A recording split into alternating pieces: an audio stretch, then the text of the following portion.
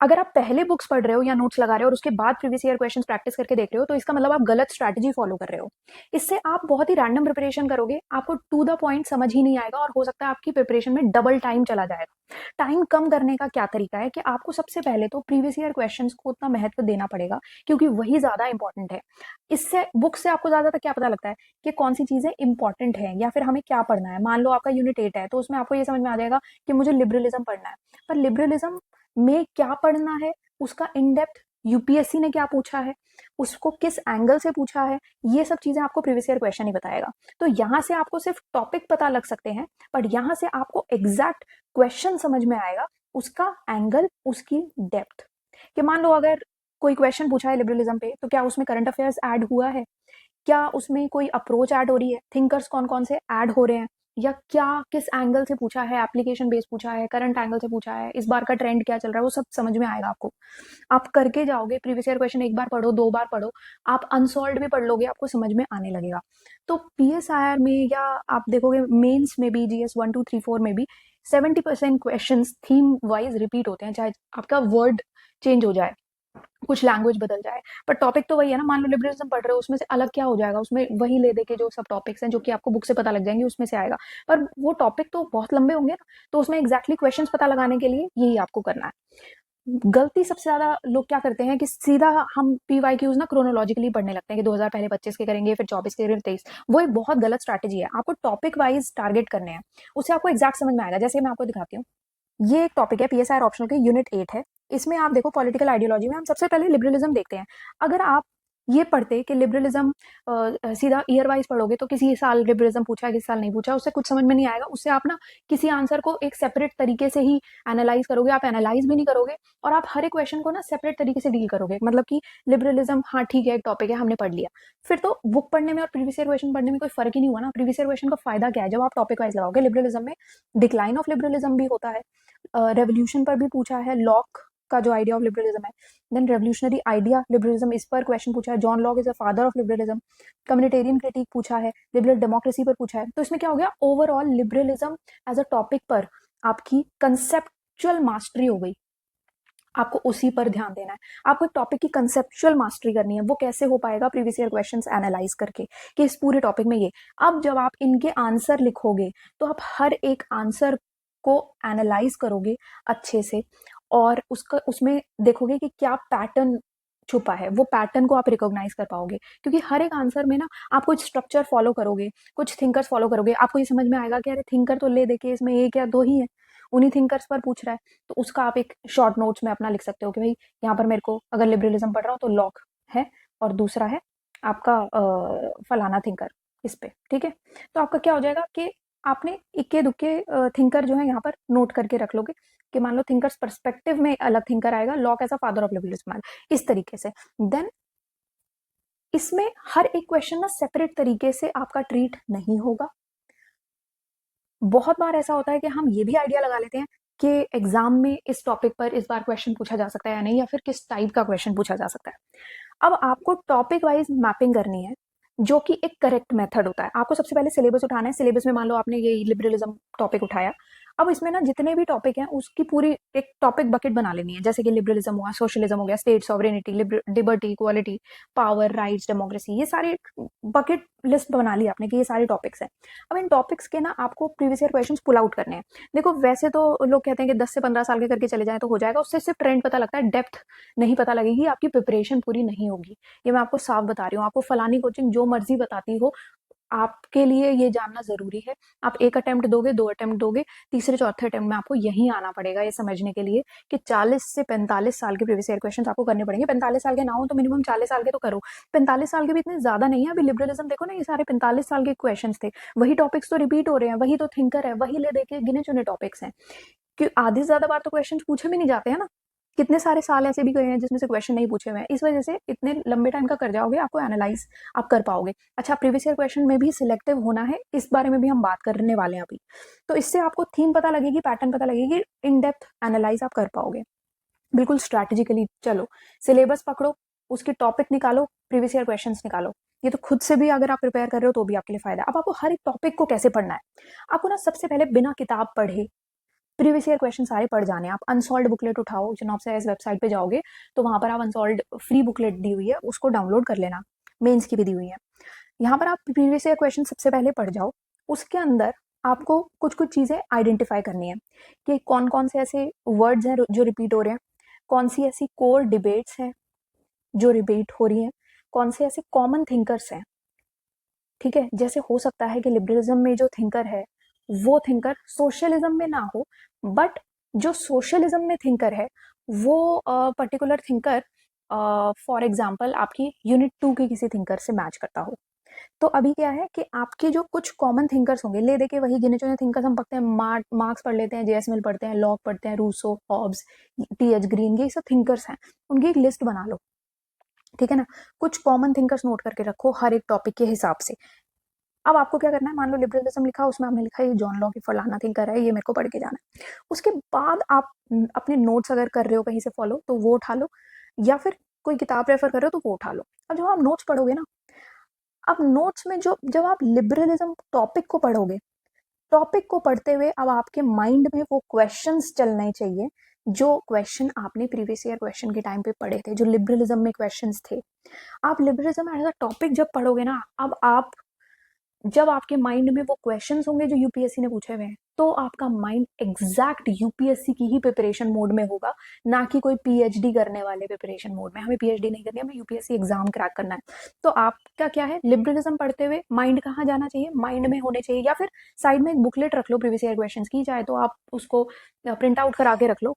उसमें आपका माइंड में ये होना चाहिए पढ़ते हुए कि इसमें से क्वेश्चंस कौन कौन से आए थे, क्या अच्छा ये क्वेश्चन पूछे हुए हैं, इस डेप्थ से पूछा हुआ है, इस तरीके से पूछा हुआ है।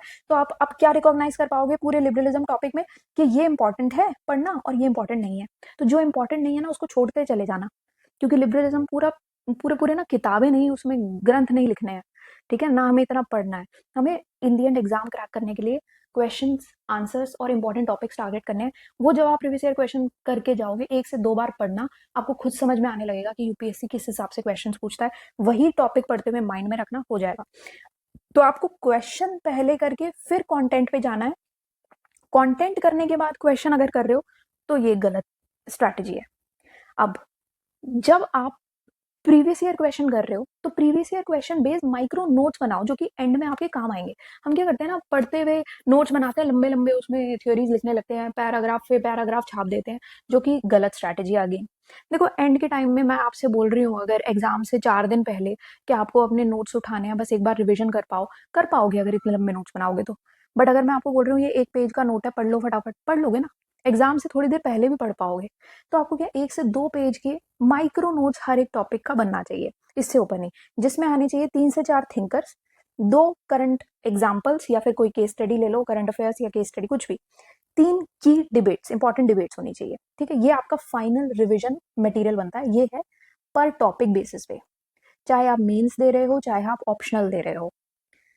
देन प्रीवियस ईयर क्वेश्चंस में भी ना थोड़ा सा आपको सिलेक्टिव होने की नीड है। आपको सारे प्रीवियस ईयर क्वेश्चंस नहीं लिख के देखने हैं, थोड़े से रिप्रेजेंटेटिव क्वेश्चंस आप सिलेक्ट करो और उनके ना फ्रेमवर्क्स प्रैक्टिस करने पे ध्यान दो। पढ़ लो कि क्या लिखा है, किस तरीके से लिखा है, कंटेंट से ज्यादा फ्रेमवर्क पे ध्यान दो। एग्जांपल देती हूँ, जैसे मान लो आपने लिबरलिज्म ही पढ़ा, लिबरलिज्म पे मान लो अब आपने देखा कि इसमें से 7 क्वेश्चंस पूछे हुए हैं। ठीक है, तो इनमें देखो इन 7 क्वेश्चन में से 5 या 4 बेस्ट क्वेश्चंस कौन से हैं। ठीक है, वो 4 क्वेश्चंस आप करके अच्छे से चले जाओ, तो उसमें उन 4 क्वेश्चन में ही आपको समझ में आ जाएगा ऑल इन ऑल कि आपको लिबरलिज्म में किस हिसाब से लिखना है, क्या लिखना है, क्या स्ट्रक्चर फॉलो करना है, क्या इसका फ्रेमवर्क है। क्योंकि स्ट्रक्चर ज्यादा रिपीट होता है as compare to content. Okay, अब आपको फ्रीक्वेंसी एनालिसिस करना है, बहुत ही सिंपल एनालिसिस करना है। आपको देखना है कि कौन से ऐसे टॉपिक्स हैं जो कि 6 बार रिपीट हो रहे हैं।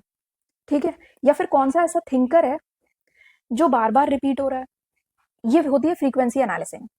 जैसे यहाँ पर अगर आप एनालिसिस कर रहे हो तो आप देखोगे कौन से ऐसे टॉपिक्स हैं जो 6 बार रिपीट हो रहे हैं। अभी 2024 में ही 2 क्वेश्चन आ गए हैं यहाँ पर। ठीक है ना, थिंकर कौन सा है, जॉन लॉक रिपीट हो रहा है भाई। ठीक है, सिंपल बात है।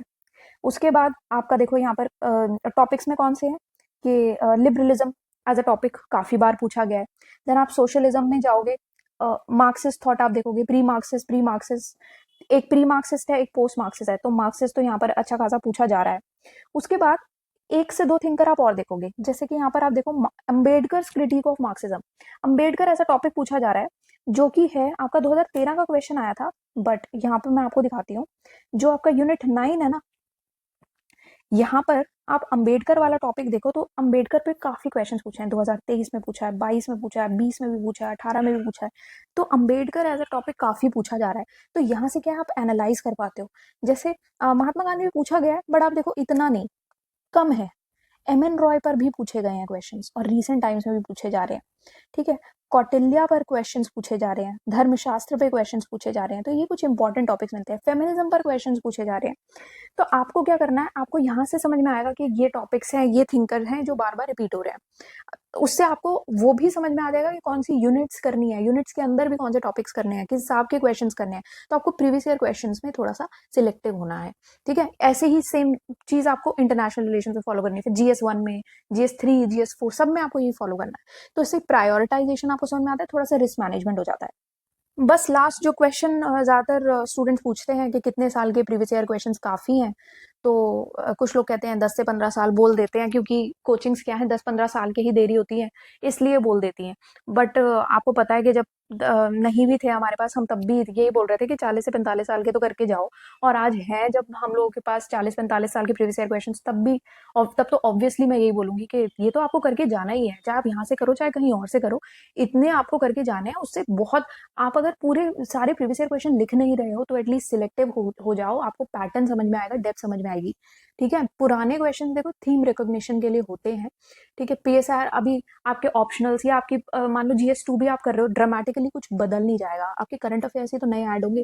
जैसे कॉमन डाउट्स कुछ आते हैं स्टूडेंट्स के कि क्या मुझे मॉडल आंसर्स को मेमोराइज करना है। हाँ, कुछ मॉडल आंसर्स आप मेमोराइज करो, पर आपको ज्यादा जो मेमोराइज करने में ध्यान देना वो है फ्रेमवर्क्स। थोड़ा सा स्ट्रक्चर मेमोराइज कर सकते हो, जैसे डेफिनेशन याद करके रखो। सिमिलर टॉपिक्स के थिंकर्स बहुत सिमिलर होंगे, वो 2 से 3 थिंकर याद करके रखो। डेफिनेशन और कंक्लूजन टॉपिक्स के याद करके रखो। करंट अफेयर्स कुछ सिमिलर होंगे कुछ टॉपिक्स के, वो याद करके रखो। बाकी 3-3 की डिबेट्स होंगी, की टॉपिक्स हैं, कोर जो टॉपिक्स होंगे वो उनके 1-2-3 पॉइंटर्स आपको पहले से ही ये याद करके रखने हैं। अब क्या आपको नए सिलेबस एरियाज को इग्नोर करना है? नहीं, क्योंकि आपको ये देखना है कि कैसे जो पुरानी थीम्स हैं वो नए टॉपिक में कैसे फिट हो जाती हैं। जैसे पुराने टाइम में भी लिबरलिज्म पर पूछा है, बट नए टाइम में ये कैसे फिट हो पाएगा, कि जैसे बोल दिया डिक्लाइन ऑफ लिबरलिज्म। ठीक है, तो ये आपको देखना नए टॉपिक्स में पुरानी थीम कैसे फिट होंगी। या लिबरलिज्म कुछ एप्लीकेशन बेस्ड पूछ लिया कि अभी इंडिया में लिबरलिज्म का क्या स्कोप है। ठीक है, कोई करंट अफेयर्स ऐड करके पूछ लिया। तो इस तरीके से आपको पुरानी थीम नए टॉपिक में कैसे इंटीग्रेट करनी है वो देखना है। क्या प्रीवियस ईयर क्वेश्चन काफी हो जाते हैं, ये क्वेश्चन आता है। तो देखो नेसेसरी है, अगर आप मेरे को अभी 2 चॉइस दे दोगे कि प्रीवियस ईयर क्वेश्चन करने हैं कंटेंट करके जाना है, तो 100% मैं प्रीवियस ईयर क्वेश्चंस आपको बोलूंगी कि सबसे पहले तो वही करो, क्योंकि उससे आपका ओवरऑल कंटेंट पूरा कंप्लीट हो जाता है। आप देखो ना 45 साल का टाइम कितना लंबा होता है, तो आपका कंटेंट ऑटोमेटिकली हो जाता है, उससे आपको डायरेक्शन मिल जाती है।